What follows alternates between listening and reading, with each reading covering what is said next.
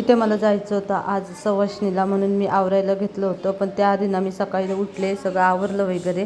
आणि कारण मला भरायची होती, माझी बॅग पॅक करायची होती, कारण आम्ही चाललो होतो बाहेर.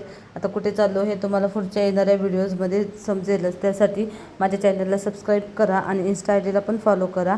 आणि व्हिडिओ कसे वाटतात ना हे मला कमेंट करून सांगा.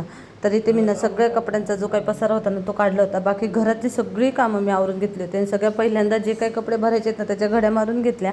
आणि बाकीचे जे न लागणारे कपडे होते ना ते मी परत कपाटात नेऊन ठेवले. आणि इथं मी बॅग भरली माझी, त्यातले पण काही कपडे मी काढून ठेवले कारण लोड भरपूर झाला होता.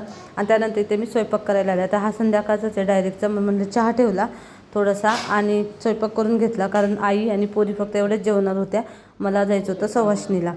तर आमच्या शेजारीच काकू आहेत ना त्यांच्याकडे सवाष्णी होत्या. मग चहा ठेवला आणि स्वयंपाकाचा बेत होता वरण, साधं वरण, भात, चपाती आणि सोयाबीनची भाजी.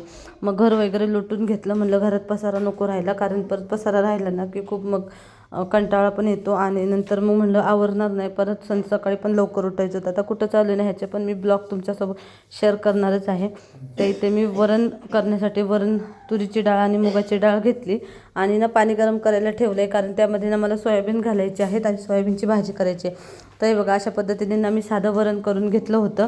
आणि साधं वरण ना माझ्या मुलींना आणि सगळ्यांनाच खूप आवडतं, त्यामुळे तेच बनवलं होतं. आणि सोयाबीनची भाजी, आता ही सोयाबीनची भाजी मी कशी बनवली आहे तुम्ही पाहू शकता, किती मस्त झाली, कलर पण खूप छान आला आहे. आणि त्यानंतर घेतलं मी आवरायला, कारण जायचं होतं मला सवाष्णीला संध्याकाळी 5:30 वाजता. आणि इथं ह्या तिघींनी पण मेहंदी काढली होती.